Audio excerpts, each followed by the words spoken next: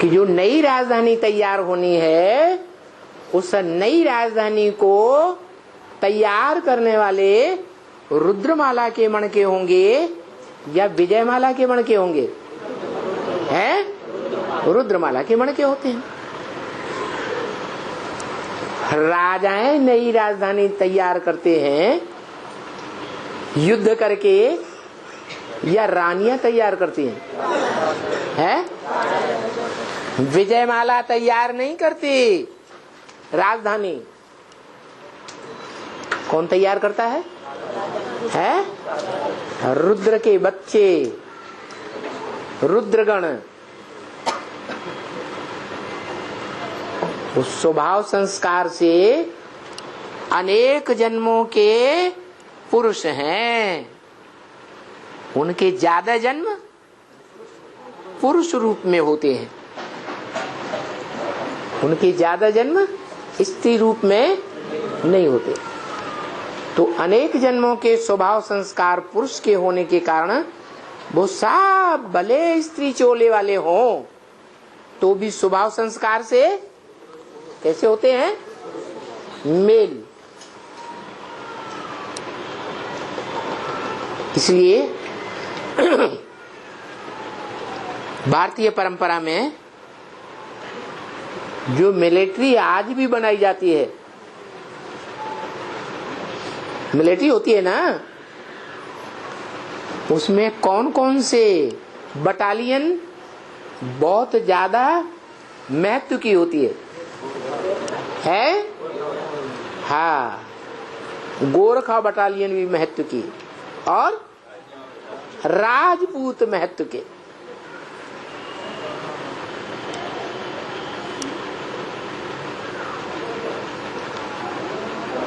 तो ये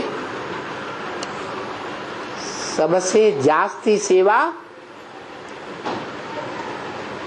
जहां से सूर्यवंशी आत्माएं निकले, कौन से देश की? नेपाल के। तो बताया कि रुद्रमाला से निकलता है नेपाल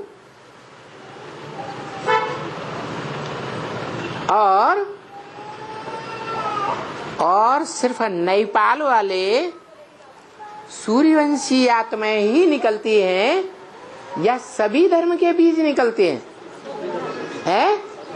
सभी धर्मों के बीज निकलते हैं। लेकिन जो राजधानी का फाउंडेशन लगाने वाले होते हैं वो मोस्टली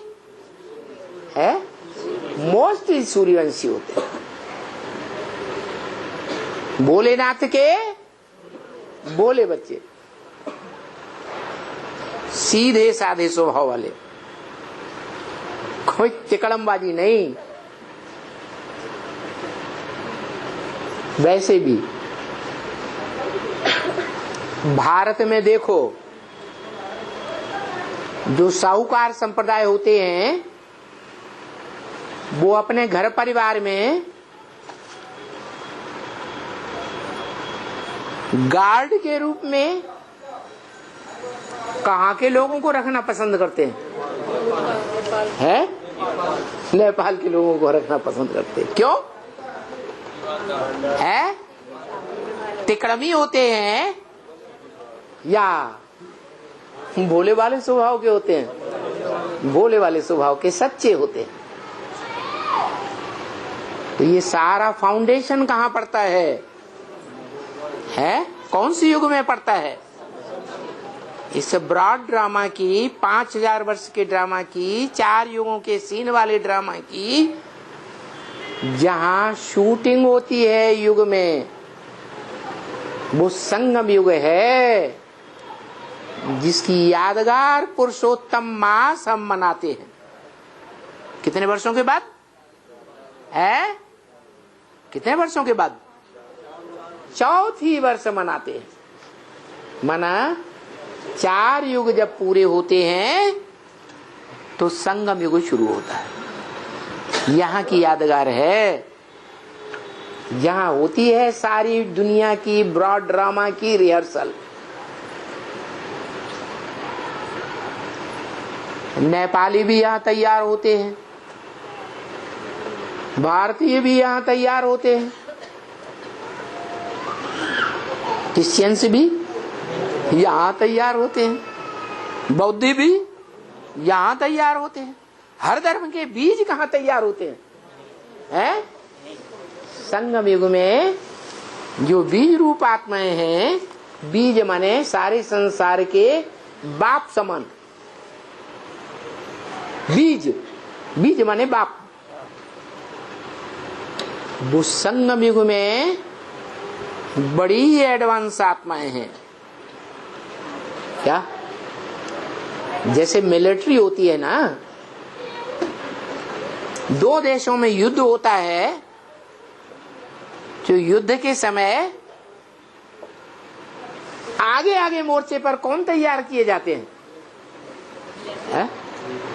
जो मिलिट्री आगे आगे तैयार की जाती है, रहती है, उसको कहते हैं एडवांस पार्टी। मोर्चे की सारी तैयारी कौन करता है?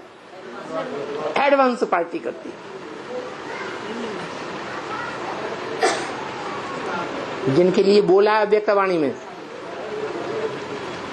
उनके परिवार में तुम ब्रह्मा कुमार कुमारी जाओ या न जाओ? क्या तुम जाओ या न जाओ?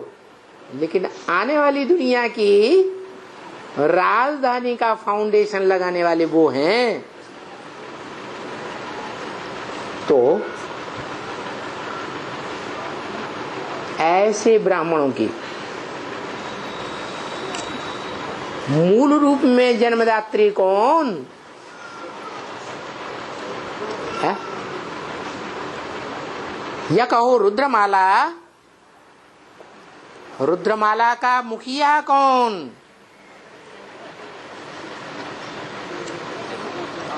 और मुखियानी कौन है? आदम है? आदम हो।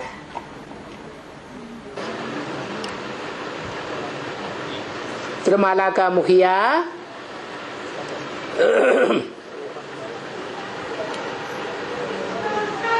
रुद्र हुआ, और रुद्र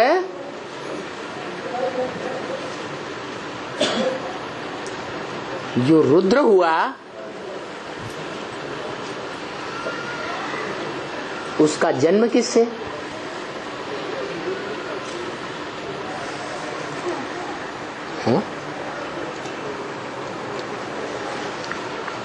रुद्र ब्राह्मण है या नहीं है? रुद्र शंकर को कहा जाता है।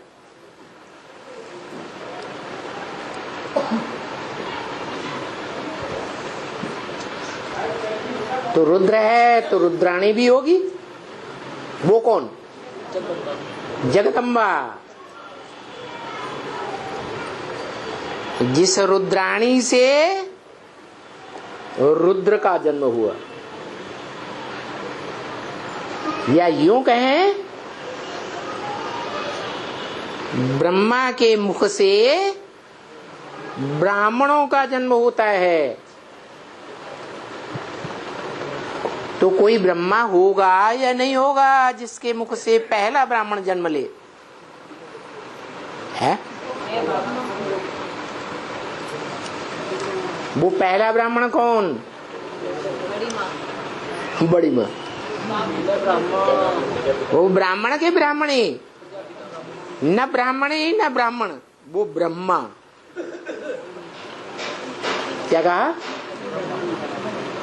वो न ब्राह्मणी है, क्योंकि ब्राह्मणी का जन्म भी ब्रह्मा से और ब्राह्मण का जन्म भी ब्रह्मा मुख से। वो रुद्राणी क्या हुई है? ब्रह्मा है, साकार रूप में। चोले के हिसाब से भी स्त्री चोला या पुरुष चोला है? स्त्री चोला। तो वो जो स्त्री चोला है उसके मुख से जिसने सुना ब्रह्मा दादा लेखराज के साक्षात्कारों को, किसने सुना है? हाँ, मनुष्य सृष्टि की बीज रूप आत्मा ने पहले सुना, जो ब्रह्मा का भागीदार था। जिस भागीदार के पास ब्रह्मा बाबा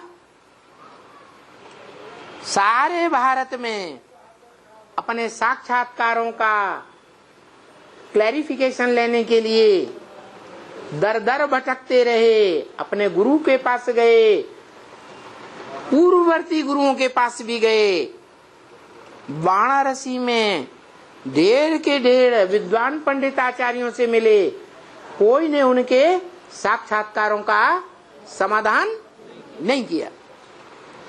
तो मजबूरन उनको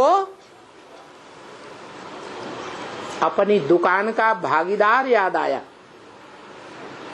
जिस भागीदार को उन्होंने बड़ा सोच समझ करके रत्नों का पारखी समझ करके, अपने से भी ज्यादा पारखी, अपनी दुकान में 10 साल पहले से ही मैनेजर बनाकर रखा हुआ था।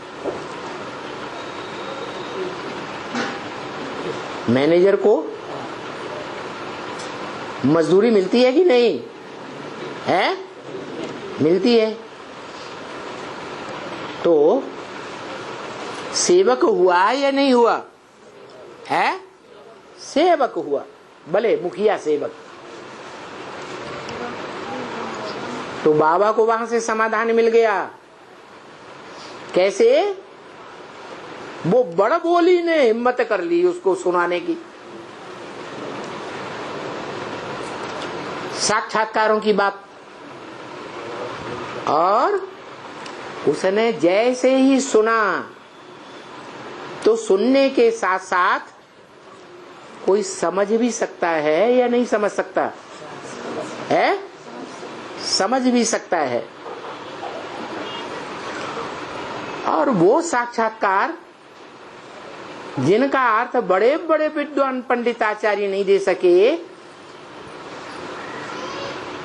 वो हीरों का, इस दुनिया का ऐसा व्यापारी जिसकी छोटी सी दुकान थी जिंदगी भर, और वो दुकान चलती भी नहीं थी, कोई उसे पूछता भी नहीं था, वो व्यक्ति उन साक्षात्कारों का क्लैरिफिकेशन दे सकता है? दे सकता है? नहीं दे सकता। लेकिन ब्रह्मा बाबा प्रभावित थे उसकी सच्चाई, सफाई और विद्वता से। तो जैसे ही माता ने सुनाया, शिव ने प्रवेश कर लिया। और जिनके सामने प्रवेश किया वो 3 आत्माएं थी, आदि में भी 3 और अंत में भी वो 3 ही संसार में प्रत्यक्ष होते हैं, जिनके नाम पर आज भी हमारे भारत में तिरंगा झंडा फहराते हैं और लकब लगाते हैं, विजयी विश्व तिरंगा प्यारा।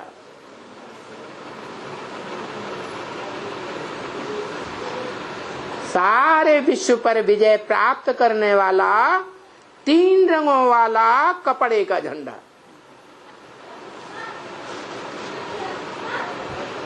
कपड़े का झंडा विजय करता है?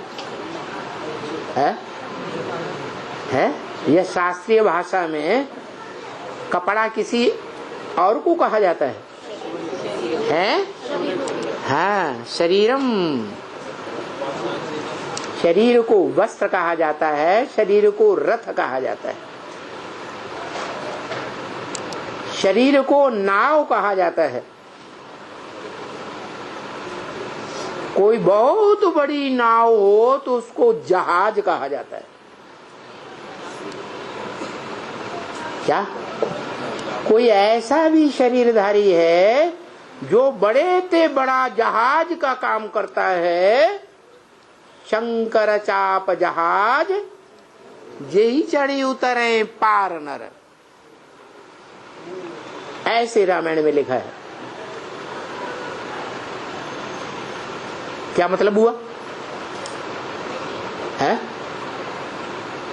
ये संसार ऐसा विषय सागर है जिस विषय सागर में एक ही जहाज है जिसका नाम शास्त्रों में शंकर दिया है,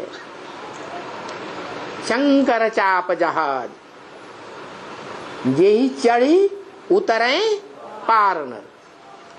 इस विषय सागर से पार क्षीर सागर में विष्णु लोक में चले जाते हैं।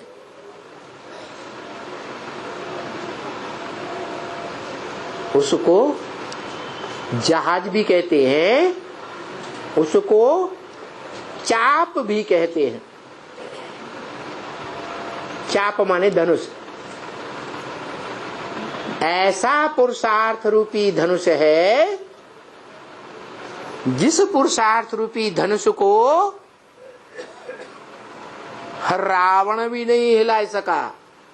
क्या क्या कहा? रावण भी हिला ही नहीं सका। अंगद का नाम दे दिया। अंगद के पांव को रावण भी हिला ही नहीं सका। नाम क्या दिया? अंगद। माने जिसने अपने सारे अंगों को, सारी इंद्रियों को दान में दे दिया, उसका नाम पड़ा अंगद। अंगद।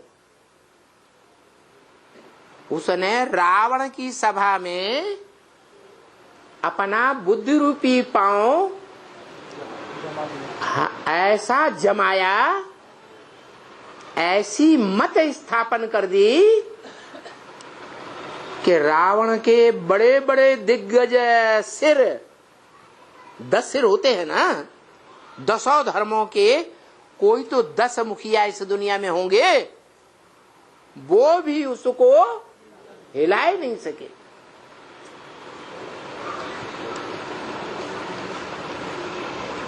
तो उसको धनुष भी कह दिया है। जिस धनुष को, जिस पुरुषार्थी रूपी धनुष को रावण नहीं हिला सका, लेकिन सीता ने क्या किया? सीता ने अपने बाएं हाथ में धारण कर लिया। बाएं हाथ में क्यों? वामांगी कही जाती है ना स्त्री, तो बाएं हाथ में धारण कर लिया।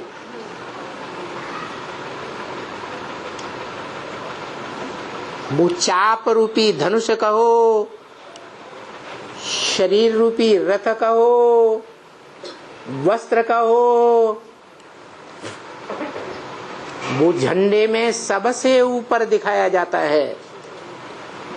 सारी दुनिया में बड़े ते बड़े क्रांति करने वाला,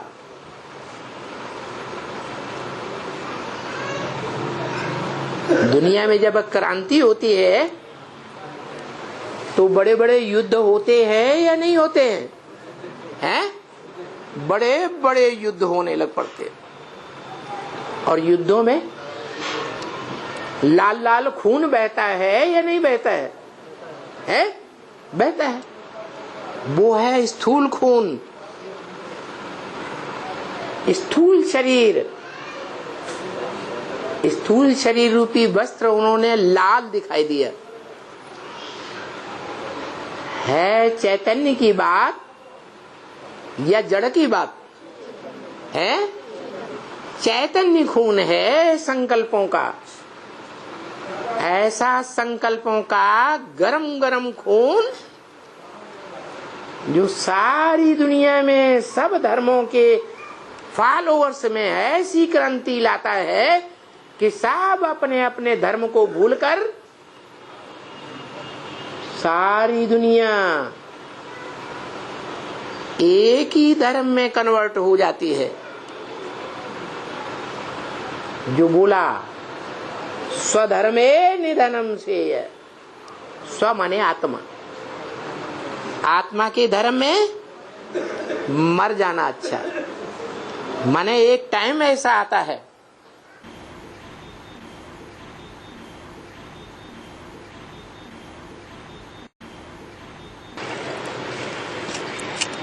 जो सारी दुनिया एक ही संकल्प में स्थिर हो जाती है। जो गीता का महामंत्र है क्या? मन मना भव, मेरे मन में समा जा। क्या है तेरे मन में? एक शिव बाप, ज्योति बिंदु, दूसरा ना कोई। तो उसके मन में ज्योति बिंदु समाया हुआ है तो सबको ऑर्डर मिल रहा है, आदेश मिल रहा है, मेरे मन में समा जा। माना मेरे मन में ज्योति बिंदु है तो सबके मन में क्या होना चाहिए? ज्योति बिंदु होना चाहिए। लेकिन जन्म जन्मांतर जो ज्योति बिंदु आत्मा है वो निराकार को याद करने की आदि नहीं है, साकार संबंधियों को याद करने की आदि है। इसलिए परिचय दिया जाता है दुनिया को कि वो निराकार बाप जो सारी दुनिया के मनुष्य मात्र की आत्माओं का सिर्फ बाप है, दूसरा कोई संबंध नहीं है। वो निराकार जिस साकार में प्रवेश करता है तो अनेक प्रकार के संबंध बन सकते हैं। और संबंध साकार होते हैं या निराकार होते हैं? है साकार होते हैं। सभी संबंधों की अपने अपने प्रकार की अनुभूति, वो अनुभूति का रस अपने अपने प्रकार की इंद्रियों से लिया जाता है। तो बताया कि बिंदी को याद नहीं कर सकते, सूक्ष्म रूप को, छोटे रूप को याद नहीं कर सकते, तो क्या करो? बड़े रूप को ही याद करो। किसने कहा है? शिव बाप ने कहा। शिव बाप को बड़ा रूप होता भी है? होता है? शिव बाप को तो बड़ा रूप होता ही नहीं। शिव बाप तो कितना भी पुरुषार्थ करे और पुरुषार्थ करने की उसे दरकार भी नहीं। वो तो है ही परम पुरुष। जब है ही ऑलरेडी परम पुरुष तो उससे बड़ा पुरुष कौन बनेगा? है? हाँ, तो वो नहीं कहता है क्या? नहीं, मन मना भव तो ठीक है बताया। हाँ, कि मेरे बड़े रूप को याद करो। उसका बड़ा रूप होता है? होता ही नहीं। जो कहता है छोटा रूप तुम्हें नहीं याद आता है ज्योति बिंदु, क्योंकि बिंदु को तो जितना छोटा बनाओ उतना छोटा बनेगा। इतना छोटा बन सकता है जो आज के वैज्ञानिक यंत्रों से छोटे छोटे कीटाणुओं को देख पाते हैं। ऐसा छोटा छोटी बिंदु बन सकता है। सूक्ष्म अति सूक्ष्म, जैसे आत्मा, उसको कहते हैं अणोअणीयांसम, अणु से भी अनुरूप। अति सूक्ष्म, तो वो याद नहीं कर सकते हो तो क्या करो, मेरे बड़े रूप को याद करो। किसने कहा? शिव बाबा ने कहा।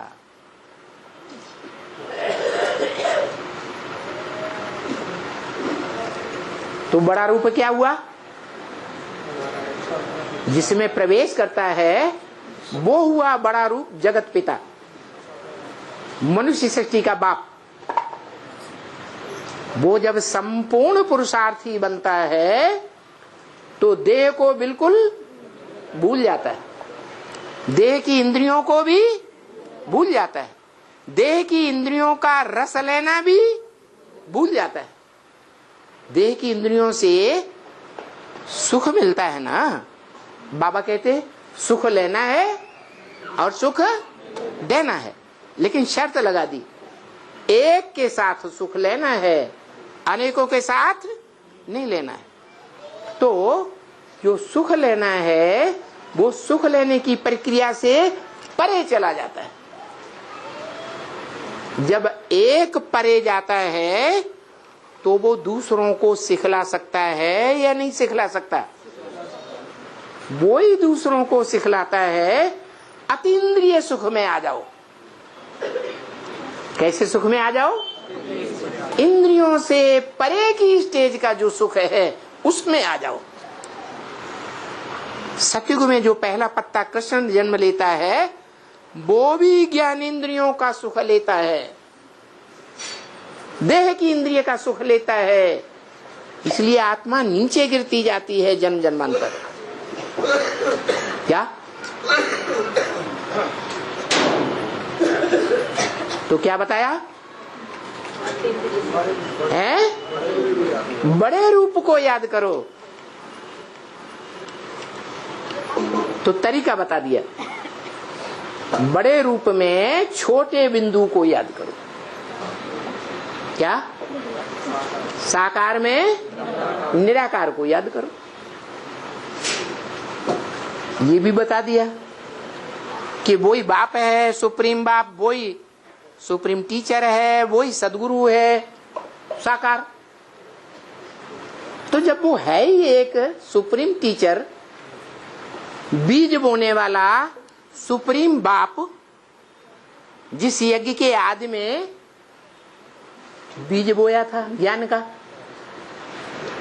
बोया या नहीं बोया?